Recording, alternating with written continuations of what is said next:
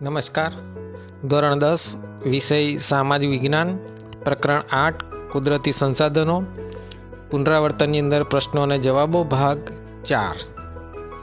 વિદ્યાર્થી મિત્રો, ભાગ 4ની અંદર આપણે પ્રશ્નોના જવાબો જોઈ રહ્યા છીએ. તે પહેલાં ભાગ ટૂંકા પ્રશ્નો, વૈકલ્પિક પ્રશ્નો, ખરા ખોટા, 1-2 વાક્યમાં જવાબો, જોડકા, એની આપણે ચર્ચા કરી ચૂક્યા છીએ. આપણે ભાગ 4ની અંદર આપણે સવિસ્તાર પ્રશ્નો અને કેટલાક ટૂંકા પ્રશ્નોની પણ આપણે ચર્ચા કરવાની છે. તો આપણે જોઈએ કે આ પ્રશ્નો કયા કયા છે. તો પ્રશ્ન આ રીતના છે: 2 ગુણનો અને 3 ગુણનો અને 1 ગુણના પ્રશ્નોમાં ભેગા કરીને પ્રશ્ન બનાવેલો છે. સવિસ્તાર પ્રશ્ન કે સંસાધનોના પ્રકાર જણાવી નવીનીકરણીય અને અનવીનીકરણીય સંસાધનો જણાવો. અહીંયા તફાવત પણ પૂછી શકે છે.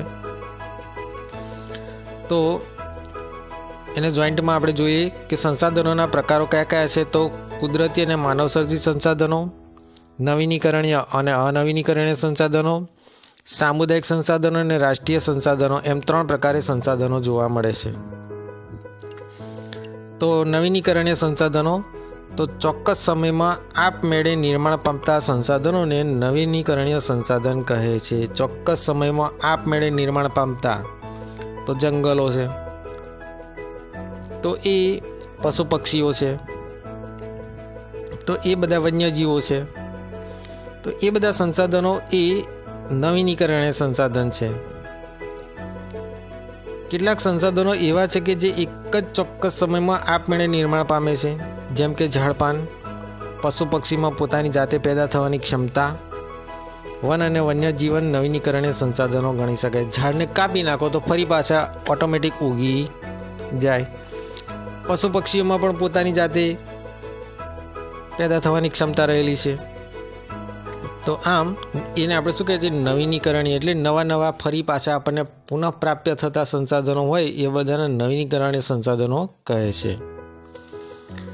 પાણી છે, જંગલો છે, સૌર ઉર્જા છે, પવન અને ભરતી ઉર્જા છે જેવા મહત્વના સંસાધનોને આપણે શું કહે છે? નવીનીકરણીય સંસાધન કહી શકીએ છીએ.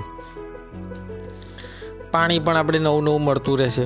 વરસાદ આવે પાછું પાણી આવી જાય, ખલાસ થઈ જાય, પાછો વરસાદ નદી, તળાવ, સરોવરો વગેરે દ્વારા પ્રાપ્ત થાય છે.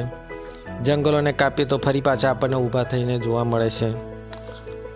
સૌર ઉર્જા, સૂર્યનો તાપ 12 કલાક રહે, પાછી અંધારી રાત આવી જાય, ફરી પાછો સૂર્યપ્રકાશ. પવન પણ આવતો જતો રહે, અને ભરતી ઉર્જા એ પણ રોજે રોજ આવતી જતી જોવા મળે છે.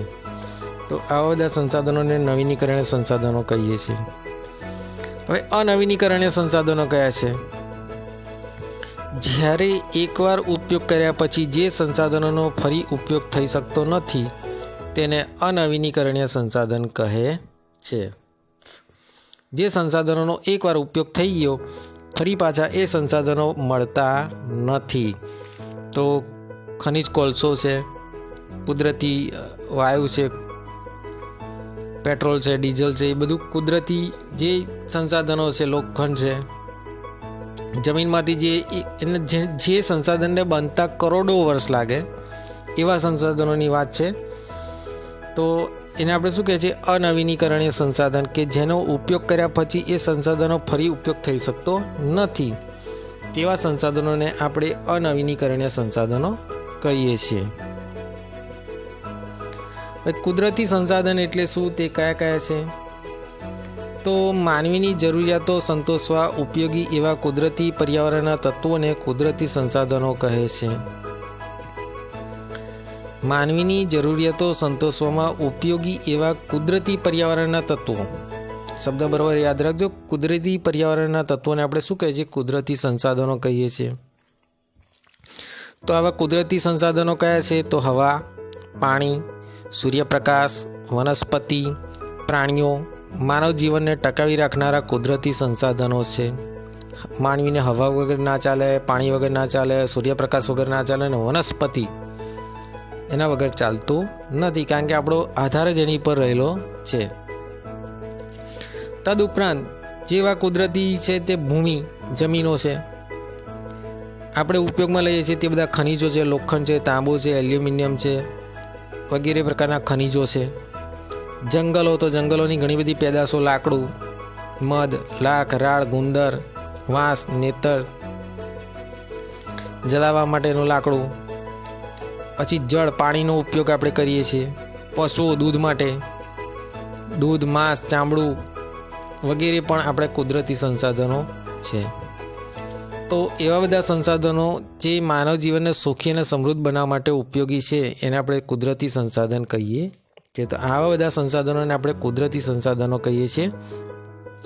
હવા, પાણી, સૂર્યપ્રકાશ, વનસ્પતિ, પ્રાણીઓ, ભૂમિ, ખનિજો, જંગલો, જળ, પશુ વગેરે આપણે કુદરતી સંસાધન કહીએ છીએ જે માનવ જીવનને સુખી અને સમૃદ્ધ બનાવવા માટે ઉપયોગી છે.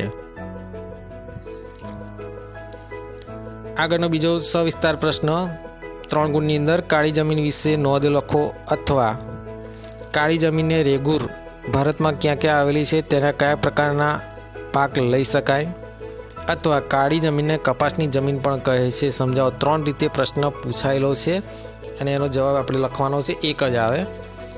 કાળી જમીન વિશે નોંધ લખો અથવા રેગુર જમીન ક્યાં ક્યાં આવેલી છે, તે કેટલા પ્રકારમાં કયા પ્રકારના પાક લઈ શકાય, કાળી જમીનને કપાસની જમીન પણ કહે છે, સમજાવો.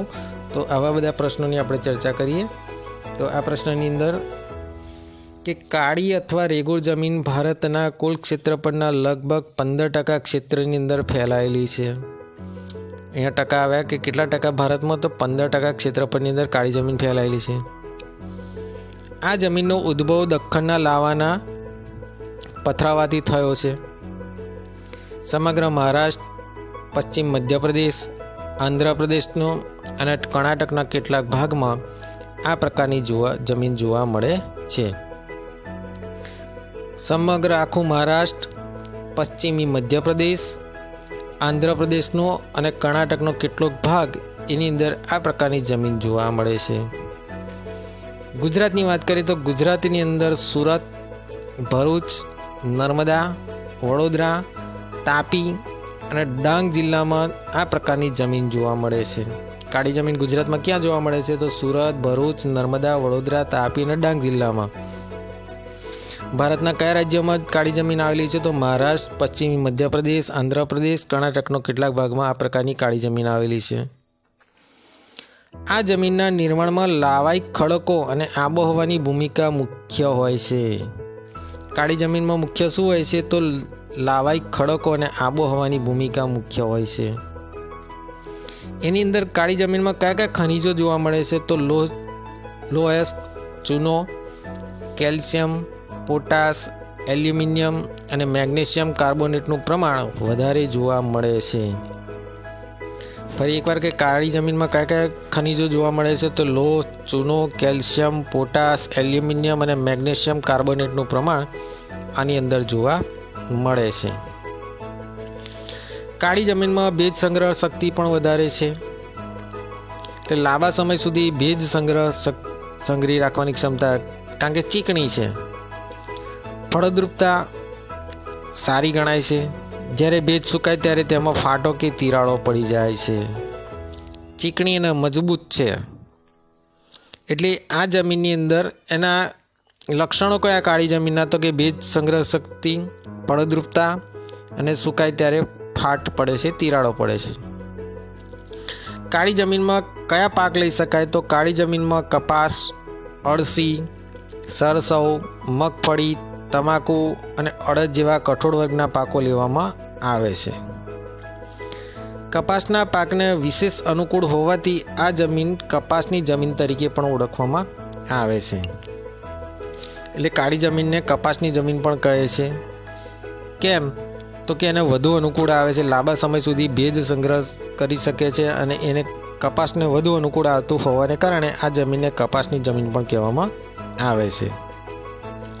તો કાળી જમીનમાં કયા કયા પાક થાય છે, તો કાળી જમીનમાં કપાસ, અળસી, સરસવ, મગફળી, તમાકુ અને અડદ જેવા કઠોળ વર્ગના પણ પાક એની અંદર લેવામાં આવે છે. જ્યાં વરસાદ આધારિત ખેતી છે ત્યાં આગળ વર્ષમાં એકવાર વરસાદ પડે છે, એક કે બે, ફક્ત ચોમાસા પૂરતો જ વરસાદ પડે છે અને બાકીના સમયમાં વરસાદ પડતો નથી. એવા ભાગોની અંદર જ્યાં સિંચાઈની સગવડો પણ નથી, ત્યાં આગળ આ કાળી જમીનની અંદર બહુ અનુકૂળ આવે છે, કારણ કે એની અંદર ભેજનો લાંબા સમય સુધી સંગ્રહ થયેલો હોય છે. એના કારણે કાળી જમીન વધારે આ પાકો માટે અનુકૂળ છે.